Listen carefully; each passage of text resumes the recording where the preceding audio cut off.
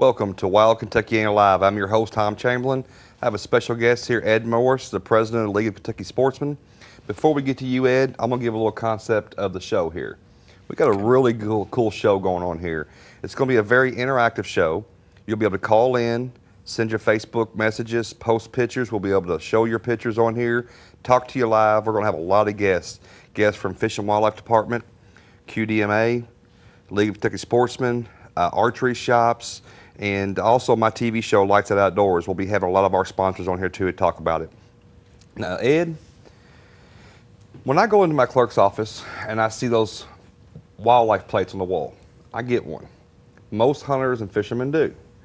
I assumed all that money went to Frankfurt. You're telling me it does not go to Frankfurt. Where does that money go to? All the money when you buy a League of Kentucky Sportsmen license plate, the one with the deer head on it, goes to a fund that's called the HILIF Fund, which is a 501c3 managed by the League of Kentucky Sportsmen. HILIF stands for Habitat Improvement Land Acquisition Foundation. Okay. All of that money that we collect has to be spent on either habitat improvement or land acquisition. When you say habitat improvement, maybe quail restoration projects, wetland projects, things of that sort? That's correct. Anything right now, we're heavily involved in grouse restoration over in eastern Kentucky. Well, this state hadn't seen grouse in a while, and hoping you can get that back very widespread throughout the state. That's correct. And y'all purchase land for people to hunt on. Yes, sir.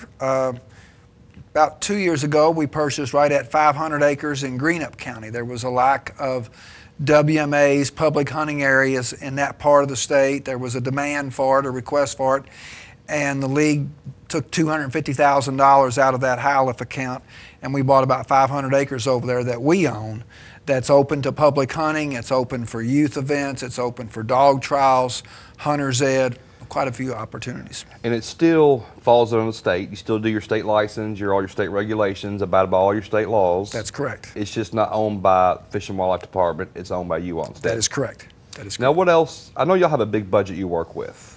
And I know all your money doesn't go to just purchasing property and management of property. What else do y'all spend y'all's money on? All of the license plate money, Tom, goes to the HILIF Fund. Right. All of the other money that we get through dues, or donations, or fundraising events, that all goes to sponsor a lot of the different events that we run around the state. We sponsor a lot of youth events. We help donate things to Fish and Wildlife as they need them, separate from the HILIF Fund. But primarily a lot of youth events. And that really offsets them, because we all know every state agency is strapped for cash. And leagues like yours and other foundations like yours help them offset what they can't do with their own money. You know, like I know y'all donated a bunch of stuff to a youth hunt Taylorsville's having at the WMA. That's correct. The Kentucky Conservation Officers Association puts on a youth hunt every year at Taylorsville Lake for disadvantaged kids.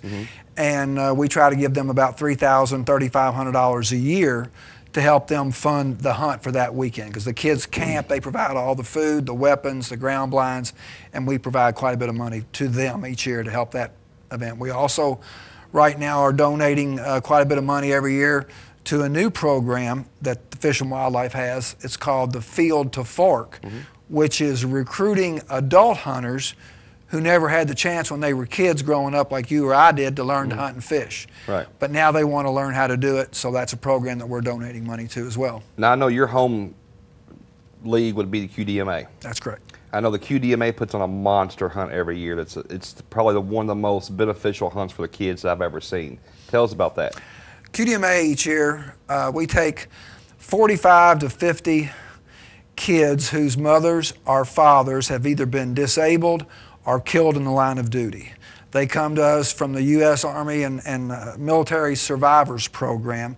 These are all kids under the age of 15 that we take for 4 days. They come to us. We lease out Camp Piamingo, which is at Otter Creek Wildlife Recreation Area.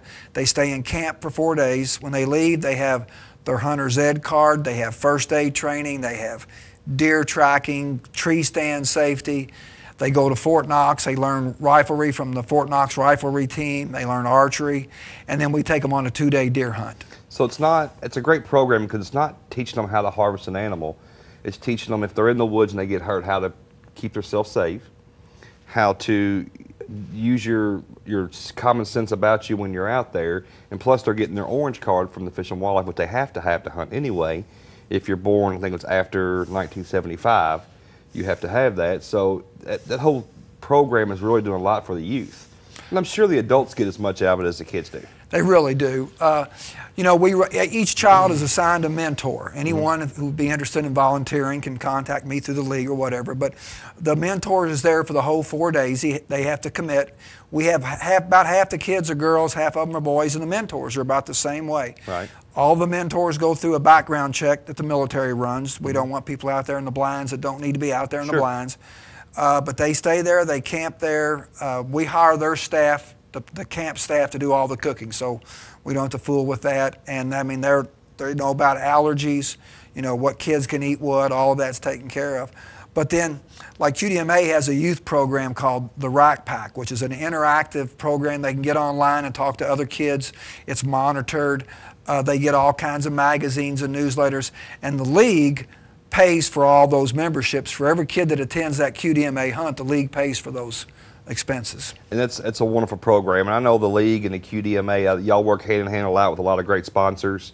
You know, Cabela's and everybody else really helps you all out, which is great because now they're a local company here in our hometown, which really is a benefit for everybody, not just the QDMA or your league, but just hunters in general.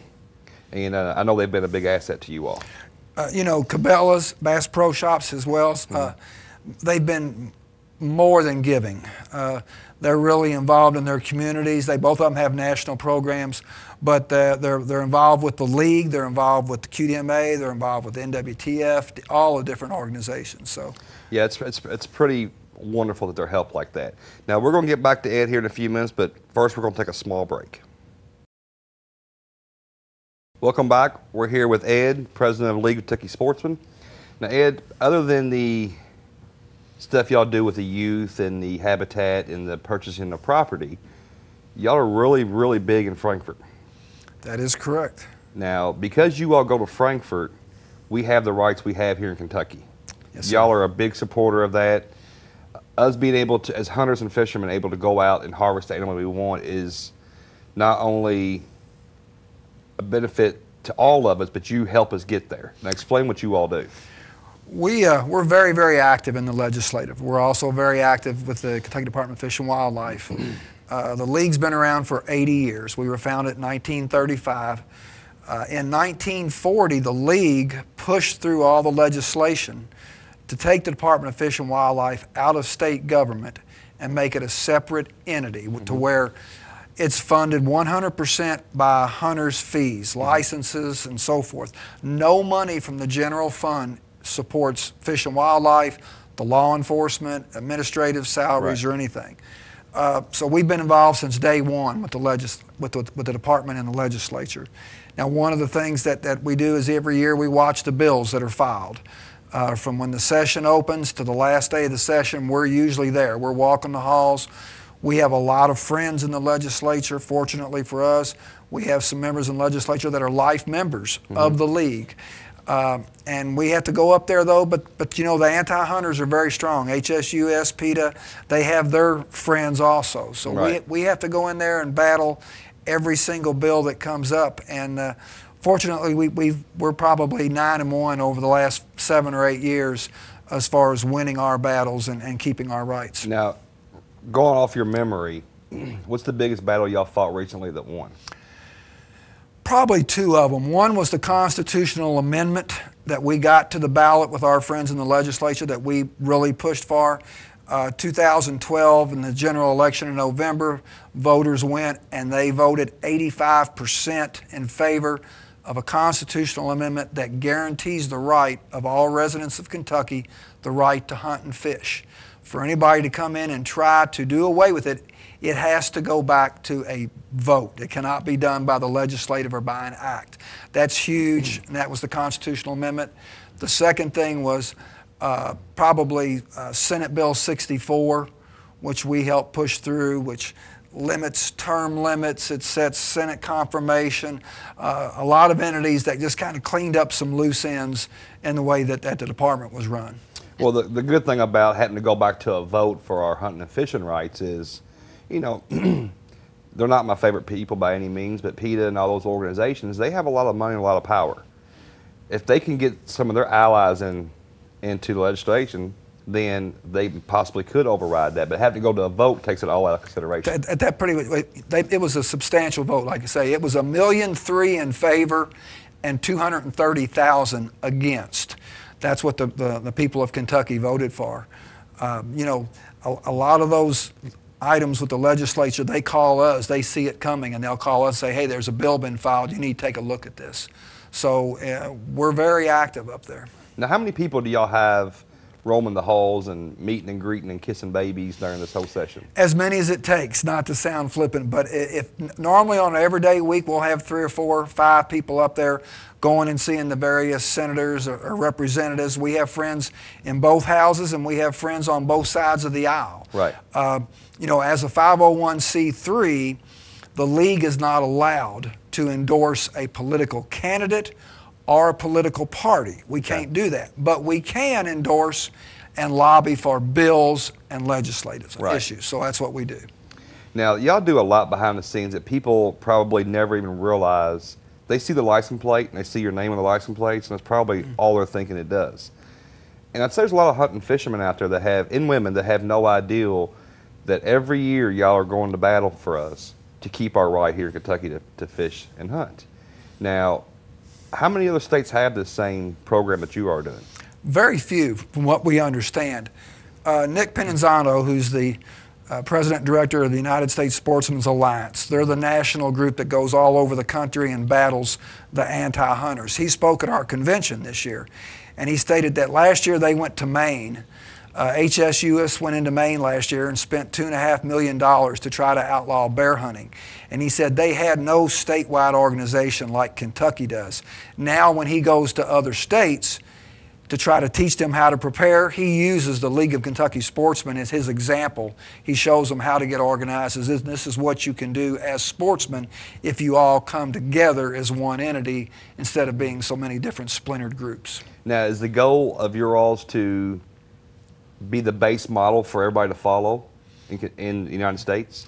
We'd like to think so. We've been doing it for 80 years, so we've kind of worked our way through the kinks and the learning curves. We still have problems and issues like any other organization does, but we've become very effective at what we do. Now, is it broke up in districts? Is that how it is? The league is broken into 9 districts, the same 9 districts that the Department of Fish and Wildlife is broken into. Each one of the league's districts has a president, vice president, treasurer, and they also have a director. One member from each district sits on the state board of directors for the league. Okay. Now, tell people if they want to get involved with your program, how would they go about doing that? The best thing to do is to try to find a club close to you that's already a member of the league, and you can go and see them and join. To find out, you can go to the website, which is www.kentuckysportsman.com, and on there it shows the districts, it shows the clubs, it shows the local officers, so you can find somebody in your area and you can do that. Or you can just join. You can go to the same website and you can join. We have a Facebook page which highlights everybody's activities, upcoming events, all the different banquets and events. You can go there, and if you find something in your area, you just go there and show up and introduce yourself. Now, to wrap this up, Ed, if you had one thing to tell the general viewing audience about your program, what would it be? Don't be complacent. Don't be apathetic. We just testified 3 weeks ago in Frankfort, myself and another gentleman, on behalf of the new bear regulations for Kentucky Fish and Wildlife. They wanted to expand the seasons, expand the areas. HSUS was there in force. We won, fortunately, 8-0 with the subcommittee, but it won't always be that way. And with everything that's going on right now in the world with the Cecil the Lion and all the airline companies, right, they are really rallying their troops and they're rallying the money. HSUS Facebook page last week said their donations were up 18% because they're milking it. Mm-hmm. So you can't ever be complacent and sit back. If anything I could tell sportsmen is join a sportsman's club, join the league, and be ready to go to battle because they're coming after us. That's a good thing about it is that they're not afraid to go to battle. They're always going to battle for us. Without them, we wouldn't get to do what we love to do, is hunt and fish. So stay tuned. We're going to bring up another guest after this break. Cassie Jo England will be joining us talking about being a woman in the outdoors. Welcome back. We got a special guest here today. We got Cassie Jo England. How you doing? I'm good. How are you? Pretty good. Now, I understand you just joined my team, Lights Out Outdoors, and we are so proud to have you. I appreciate it. Now, It's an honor. give us a little background on you. I know you're a hunter and you fish and you're a former U of L cheerleader. So tell me a little bit about yourself. I started hunting when I was 8 years old. I went with my stepdad for the first time then, and then when I shot my first deer, I was a little grossed out. I didn't want to eat deer meat for the longest time. How old were you? I was 8. 8 years old. Yep. But he kept taking me, and there's just that passion, that sense of adrenaline rush that you get when that deer is so close to you. It's just amazing. There's no way to explain it. Now, what's your favorite? Deer, turkey? Deer. Deer for is sure. your favorite? Yep, hands down. Now, what's the biggest deer you've killed so far? I've shot a 9-pointer. Okay, wonderful. You know what it field dressed or the measurements or anything? No. You don't? No. Now, how old were you when you shot that? I shot that one 2 years ago. Now, you've been affiliated with some other pro staffs in the past. What are the pro staffs you've been affiliated with? I was on Sassy Does for a year. And what is Sassy Does for people that don't know? They create a women's line of clothing for women's in the outdoors and stuff like that. It's not really camo, but it's just like cute saying shirts and stuff like that for home and everything. And then what other pro staffs were you And then involved I'm with? also on U-Slide. And U-Slide, it's a bow holder. You can mount it into your tree, into the ground, anywhere pretty much. It's universal, and it holds your bow for you. Kind of like SRB Field Rest? Kinda, yeah. Yeah, they're better. They're better? Yeah, they're my sponsor. Okay. So they're better. All right. Now, being a woman in a dominantly man's sport, have you found it to be very difficult to break into, being taken seriously as a hunter? Yes, but I put my best foot forward. I go out there to be equal with the men. Like, I'm not going out there trying to be like, oh, well, I'm just a woman. I don't want to be pitied for that. I want to be out there, and I want to show them that I'm putting as much effort into the outdoors as anybody else out there. And that's all I can do to get the respect that I deserve in the outdoor world. Now, as you're doing it, are you seeing that the guys are starting to respect you more and saying, man, Yes. she really knows what she's doing? Yes. You know how to check the wind direction before you get in your stand. You know how to field dress your deer. You know how to get your deer out, how to quarter your deer, how to take it from, like Ed said earlier, field to fork. Yep. So, that's very important. Except for I'm not that great at cooking. You're not that great at cooking. No. Me either, so. I'm really good at eating. I'm good at eating, But that's not for cooking. sure. Not cooking.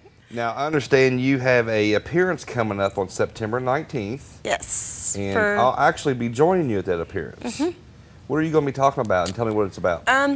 The Buckmaster Banquet, it's September 19th, and they just asked me to do just a little speech, just kind of talk about women in the outdoors. And pretty much what I'm going to cover is like how I got into it and what my goals are in the outdoor industry. Like, I want to be an inspiration. I want to show the other youth and like other females in the industry that are just getting into it, that if you put your heart into something, you can do it. You can conquer anything.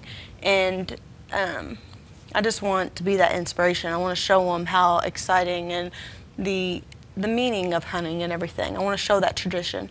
Now, being a former U of L cheerleader, and as you can see, she's got a national championship ring here, which is very impressive. That was one things that made me want to have you on my staff was that championship ring. No, Yeah. it was definitely your quality of who you are, how you hunt, and you abide all the rules. You're just a really, really good person, and we're really proud to have you.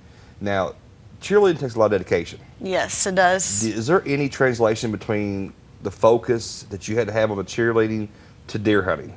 It's pretty much the same thing. Cheerleading, I put my heart into it from the beginning. I knew what my goals were in cheerleading, and that was to win this national championship. Since I've started, I wanted to win a national championship for University of Louisville, and I did everything I could to make it there. I was in the gym every day practicing.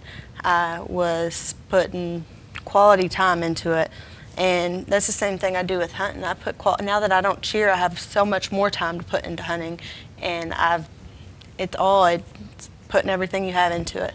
What are you doing right now to prep for September? We have been putting a bunch of mineral out, which is the Tagged Out by Lights Out Outdoors. We've been putting that out, and then also put salt block out and everything as well, just to try to get the deer to come to that area. And my one stand is actually on a trail.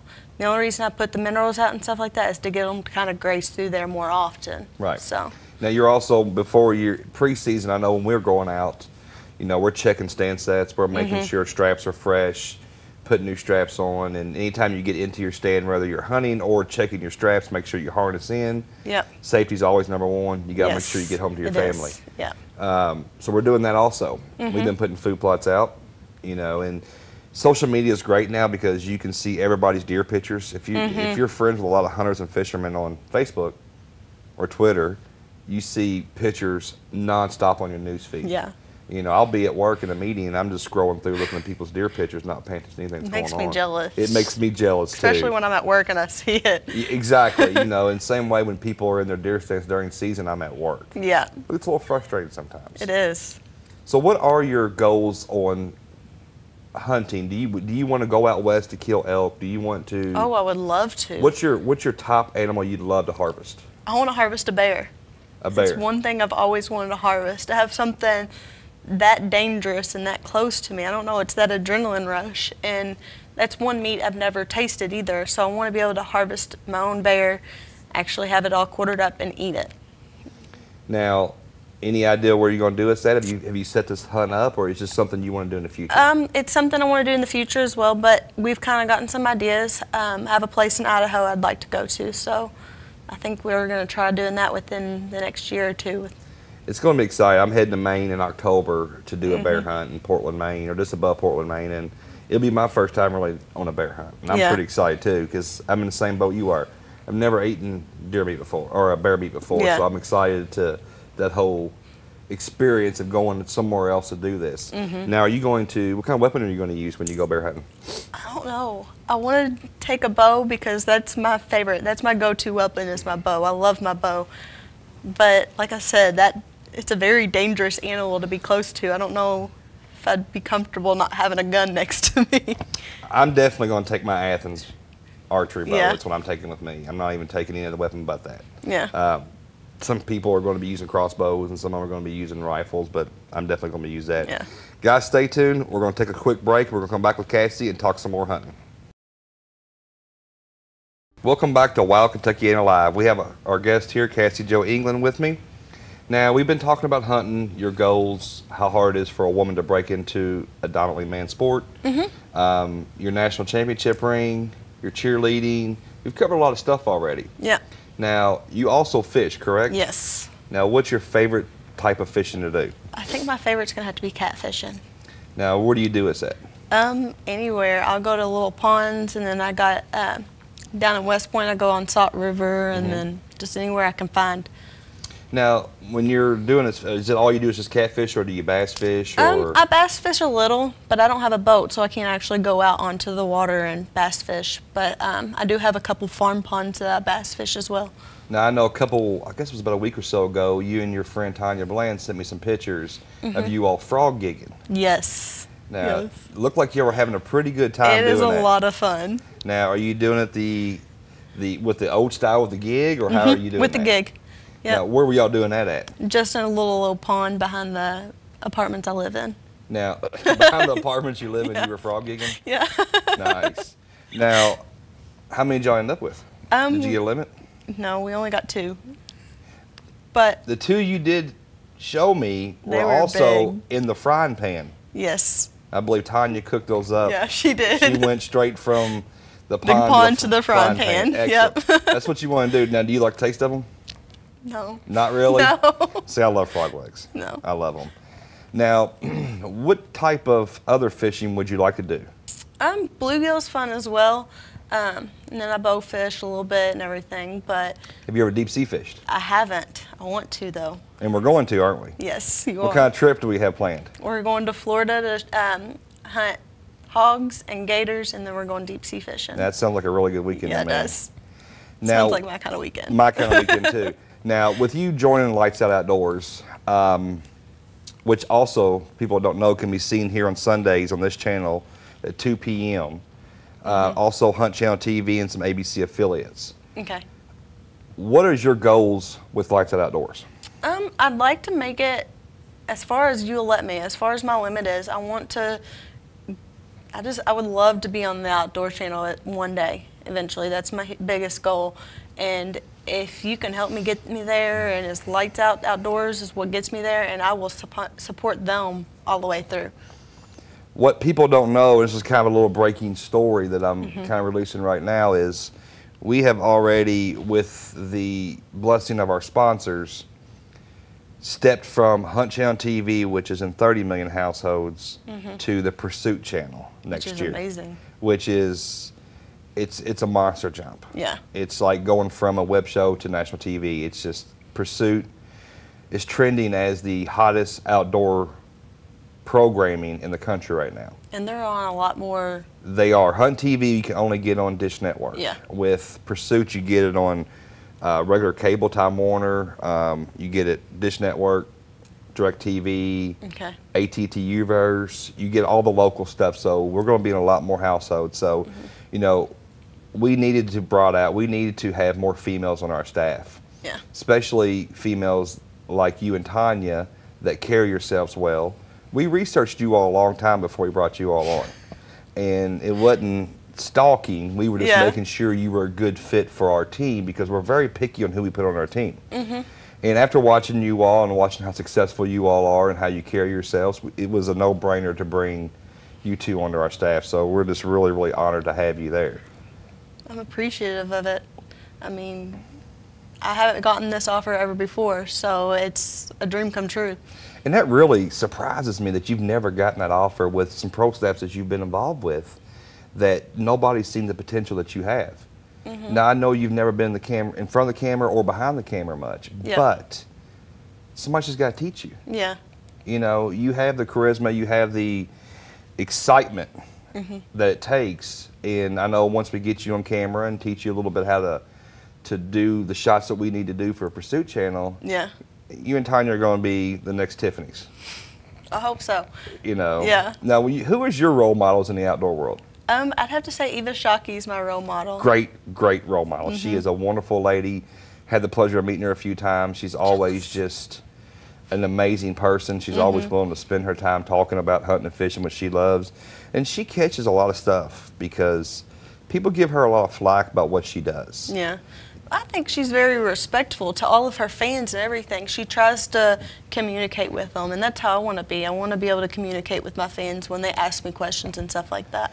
She is very active with her followers, for sure. You know, I've seen her at different trade shows and ATA shows, and there's a lot of fans there, and she spends ungodly amounts of time. And plus, it doesn't hurt that her dad is like the king of all hunters. Yeah, that too. You know, that really goes a long way. So she is a really good role model for a young lady to have, you know.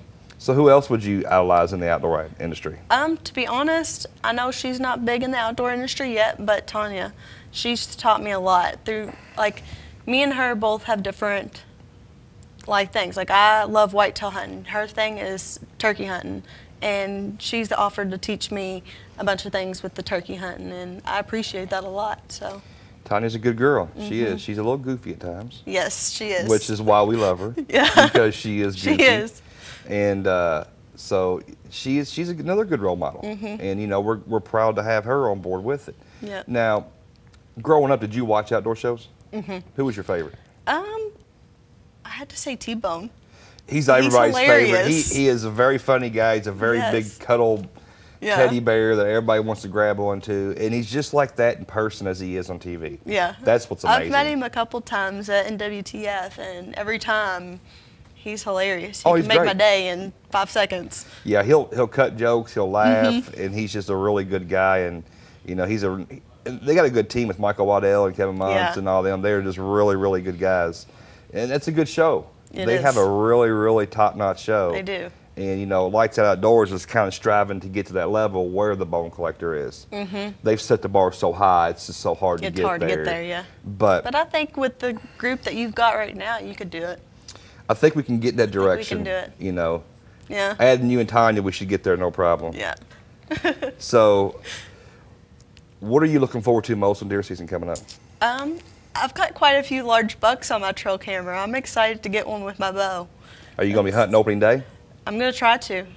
Usually, Kentucky here opening day, it's super hot. In the 90s, heat index usually around 100, and those deer are going to move really early or really late, so you don't spend a whole lot of time in a stand. You get right in and right out. So, but Cassie, I really appreciate you spending some time with me tonight, and I'm really glad that you're a part of my staff. Appreciate that. There's going to be some good things to come.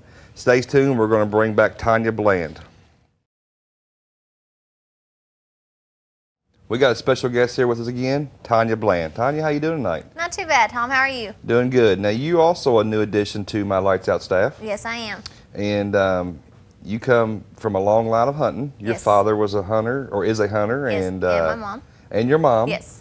And tell me a little bit about how you got started in hunting. I got started watching my parents. They would bring their kills home. I would always take pictures with my dad's and my mom's turkey. And eventually I got to where I wanted to go myself. We were at one of my dad's friends' houses getting some hay for the holiday for Halloween. And I heard a bunch of people shooting and I asked Dad what they were doing. He's like, oh, well, they're getting ready for youth season. And I said, well, I want to go. And that's when it all started. Now, you got something that you can say that no other female in the state of Kentucky could say. I guess so. You have the Kentucky female state record for turkey with a shotgun. Yes, best overall Eastern taken by female with a shotgun. Now, what did it score? It scored 84 and a quarter. Okay. Now, for people that don't know, that's a great big bird. Yes. It's a great big bird. What did it weigh? It weighed 27 pounds, had a 13-inch beard, 1 inch and 5/8 on one leg, and then it was broke off to 1.5 inches on the other. Now, how long have you had this record? For 2 years now. I got it in 2013, and no one topped it last year nor this year that I know of as of right now. That's an amazing feat to have, and it's, you know, lots of times hunting is very much preparation, it's execution, but about 85% luck. Yes. We all know that. It was very much luck. We'd watched, I'd been hunting that field a couple years and knew there was a pretty decent bird in it that my dad was actually after, but we had no idea it was that big. Yeah, it's an incredible bird. Monster. Yeah, I don't know many guys have ever killed a bird that big. So congratulations to you for Thank having you. the Kentucky state record. Also want to say how proud we are to have you on our Lights Out team. You're going to be a great addition to us. Not only do you turkey hunt and you whitetail hunt, but you're really, really big into bow fishing. Yes. Now, tell me a little bit about bow. For people that don't know at home how bow fishing works, tell us how it happens. I have a lot of people ask me that question, you know, a lot of people at work and school and everything, like, how'd you get into it and how does it work? And I got into it, you know, several years ago, back when I was in high school. Some friends of mine got together and seen it on TV where people were doing it and decided to try it ourselves. What you do, you know, you have different arrows and reels and everything for it, but, you know, it's just like a regular, you know, compound bow, except it's pretty much a string tied to a little bottle that you still have a reel, just like a fishing pole. So whenever you do shoot the fish, there is a way to reel it in, and so you don't have to chase it around with an arrow sticking out of it. Now, I've shot competitive 3D archery. Of course, I hunt a lot. When I'm aiming at an animal, you know, I'm looking dead at that animal, that kill zone. When you're bow fishing, you're not doing that, are you? No. Well, with me, I mean, I guess I'm different than most people. Normally, you would aim lower, depending on how far it is out or how deep the water is. It's dependent on whether you aim just a couple inches or 5 inches or 6 inches lower. Most of the time, I can honestly aim right on the fish and hit the fish, but depending on how deep the water and stuff is, you do normally need to shoot lower because the water affects the arrow. Where's your favorite place to bow fish at? Is it streams? Is it lakes? Is it ponds? I do like to fish the Ohio River just because there's a wide variety of fish there. There's buffalo fish, which is, and that's much like a carp, but it's, you know, another invasive species, just like the Asian carp, the silvers, and the big heads and stuff like that. But the big heads and silvers are more fun to shoot. Now, what's your biggest to date fish you've shot? My biggest to date fish would be the long-nosed gar that I shot in Oklahoma with my boyfriend this past year. And it weighed 33 pounds, no, 31 pounds, 31 and a half pounds. And it was longer than I am tall. No kidding. Yes. But that's pretty impressive. And I've seen some pictures of that fish if you hold it up, and it looks like that snout is about your height, maybe a little bit higher than you. So what time of year is the best time to bowfish? Around here, the best time of year to shoot like big heads and silvers and stuff is in the summertime because they're spawning and stuff, you know, late spring, early summer, so you'll find them on the banks. And then as the summer progresses, they'll be out in the middle, you know, with the scum line and stuff like that. So now when you're bowfishing, there's a whole separate rig. I've seen these guys. I've never bowfished myself, but I know when these guys I see them out, they have their usually aluminum john boats, and they have a platform built. Yes. I've seen generators on the back with just spotlights like you would not believe. It looks like the Coast Guard's coming at you. Yeah. And is that so you can see down, penetrate down through that water? Yes. There's also different kind of lights too. Like the normal LED lights are better for like clear water, and then the sodium lights are better for the more murkier water. Like the Ohio River, you never know what time, you know, of year is the better because we get so much rain. Right. So the LED lights sometimes they're not as good because you never know if how the watercolor is going to be. Now, if somebody wanted to get into bow fishing, how would you recommend them starting and where to start at? There's so much variety. I would say just start out. I mean, if you don't have a boat, there's plenty of places to go to shoot the bank. You know, just take a normal spotlight out there. I wouldn't go out and buy like a real expensive bow. I got my first one from a pawn shop and just stuck, you know, just a bottle kit on there that you can get at, you know, any Bass Pro, Cabela's, you know, and stuff like that. Yeah, I know Eddie Hale up at Gun World in Corydon, Indiana is really big into bow fishing. And anybody ever asked me about it, since I'm not a professional bow fisherman, or I've never even done it in my life, so I wouldn't know what to do. I always refer people to Eddie because they have different stuff up there. They have anything from, you know, $40 all the way up to your great big expensive outfits. They do. I've been up there a couple times, and I almost got my craze from up there, but they didn't have the one that I needed in stock. But they can always order it for you, and they always have a good selection. Now you're preparing for deer season also? Yes. How are you preparing? I've put out some mineral, also like Cassie did, the Lights Out mineral from Lights Out Outdoors. And getting, you know, my area cleaned up. I'd usually take just the regular push mower and push mow on my trails. That's nice. So it is just so you don't make, you know, noise going in and out. But as the fall progresses, you know, the leaves and stuff are going to fall. So, I mean, if you can't get in there midday when nothing's hardly moving, you know, rake out your trails, make sure you don't leave a lot of scent, but also keep your noise down walking in and out as well. I always recommend that too. You know, this time of year, you have to go into the woods to prepare just like you were going to hunt. Your full camo, rubber boots, spray completely down. You know, I even wear gloves sometimes just to leave as little possible scent as you can, especially if you have some really nice deer on camera. And it's a great idea to take a rake in with you to rake out those stumps, or not stumps, but the sticks and limbs that fall over the year. For one, you're not tripping yourself up at 4 o'clock in the morning when you can't see anything, because there's been times where I've failed because I didn't see that. And it makes it a lot quieter in the woods. Yes. So, are you looking forward to this year? I am, greatly. I've got a few new places to hunt here and in Oklahoma, so I'm really excited to see where that leads us. And we have a few more areas up in Idaho and down in Arizona, stuff that we have some opportunities as well. So hopefully we'll get on somewhere. Stay tuned. We'll be right back. Now we're bringing in a really special guest. He's a really good friend of mine. His name's Josh Carney. Some people know him by Son of the South or the Nature Caller. Now, you're down in, are you in Louisiana right now, correct? I'm in Louisiana for the next 24 hours. Now, where's your next destination, Josh? I am moving to my new home, Tennessee. Okay, now for people that don't know who Josh is, you probably know him. He's a YouTube sensation. He's been on NRA's commercials. He's been on Masioka interviews. He's a very, very popular guy. He's a one of a kind guy. You can't help but love this guy. He's one of my favorite guys to talk to on the phone each day. If I'm having a bad day, I call Josh, and he just lightens my mood up, and he just gets me going every day.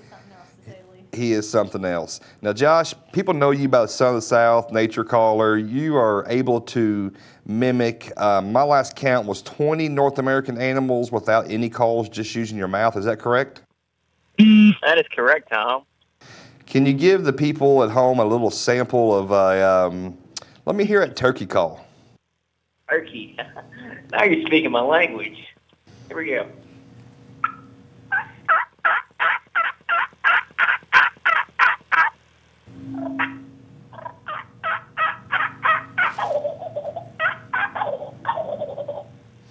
Now, folks, that's amazing. If you knew Josh and you could see him here, when he makes those calls, it just cracks me up. And, you know, I've seen him work shows, ATA shows and NWTF shows, and Strut like a turkey. he'll strut like a turkey. He's a complete chick magnet. Wherever he goes, the girls follow him. I'll watch it, Tom. And if you ever want to find out where Josh is at, look for the biggest crowd. Everybody will be surrounding him, just hounding him to do all these calls. And he's, not only is he a good call with his voice, but he's a really accomplished hunter. Now, Josh, tell us a little bit about some of your hunting experiences you're going to have this coming up here. Well, Tom, you forgot to say that I'm a good-looking guy, too.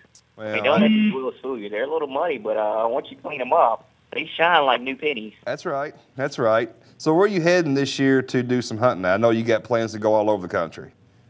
My first hunt is I am very lucky to head to Kentucky for my first hunt, start off season right. And I'm going to hunt with the group of Lights Out Outdoors guys. I mean, those guys invited me up to hunt with them and spend a couple days with them in camp, and it's going to be a good time. And then after that, my season starts in Tennessee, and I'm going to hunt there a little while. We got a couple nice deer picked out, and I hope we're going to get them patterned and get a couple nice harvests on film. And then first week in October, I roll down to northwest Arkansas. We're going to go on a bear hunt for a little while. And then after that, we're going to hit as many states as we can deer hunting. But my main focus for a year is to be successful in school, because I'm going back to college and finishing up my major in business and marketing. So while I'm chasing my dreams, traveling around the road and, you know, filming and getting prepared to launch a show and everything like that, I still want to stay focused on what's more important. That's education to me, because without that, you don't have anything in life. So I want to focus on school, but while I'm focusing on school, I want to pursue my dream of being, you know, in the hunting world and, you know, continuing to grow in the hunting world. And so there's probably going to be a couple times, or there's probably going to be a lot of time when I'm in my stand with my school book studying, rolling camera, and that'll probably be all on show and everything like that. So that's my main focus for the year. But you never know what's to come until it actually gets here. You're right, because education is very important, because you're not going to keep those good looks, as you say, forever. So you're going to have something to fall back on, and your education is really going to help you do that. Now, you've done a lot of hunts. You've been everywhere. You've hunted with a lot of famous people, and sometimes it's people that we dream of hunting with that you've got the opportunity to. Tell us how you actually got involved in hunting. Well, as a kid, I always grew up in a family that hunted. I mean, my dad and uncle and granddad, they were always small game hunters. So what happened was I just got attached to it. We had a pack of rabbit dogs, beagles, and I just loved going out and listening to the dogs during the rabbit. I mean, it's like it was music to my ears. It was literally music to my ears, just going out there and hearing those dogs chase out their rabbit. And it is mine it's something too. to make experience. I love hearing those rabbit dogs sound off. Well, Josh, I really appreciate you spending some time with us. I can't wait to see you up here in 3 weeks to do some hunting with you. Buddy, stay safe, and I'll talk to you soon. Yes, sir. You have a great night. And that's Josh Carney, Son of the South. Before we end this night's episode, I just want to reiterate, this whole program is just a blast to do, and I'm very fortunate to be associated with this great station and Wild Kentuckiana Live. We're going to have some really serious guests on this year. We had Ed today from the League of Kentucky Sportsmen. He's the president. Told us a lot of great information that I never even knew. Had Cassie Joe England on about being a female in a male's dominant hunting world. We had our state record holder here, Tonya Bland, on with us. We had Josh Carney on the phone. So, folks, this is just a small tidbit of what's to come for the show. This show is going to be a great, great avenue for everybody just to speak how they want to about hunting and fishing. Come on, ask questions. Next week, we got some special guests. I'm bringing in one of our great sponsors for Lights Out Outdoors, Athens Archery. Rodney Rudd will be with us, and also bringing in 2 wounded warriors that we were taking out hunting that weekend. And I cannot wait to see if they get to harvest that great animal, and then bring them on this show afterwards and talk about the experience and talk about what they do for us. These wounded warriors are heroes. They are. You know, I never was in the military, but I have all the respect in the world for these gentlemen. I got family that's prior military. My grandpa was in World War II.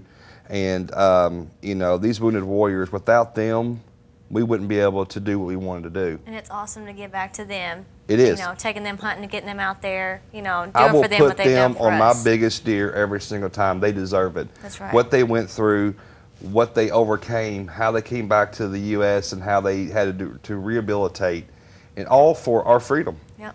And, you know, I'll do anything I possibly can for those wounded warriors.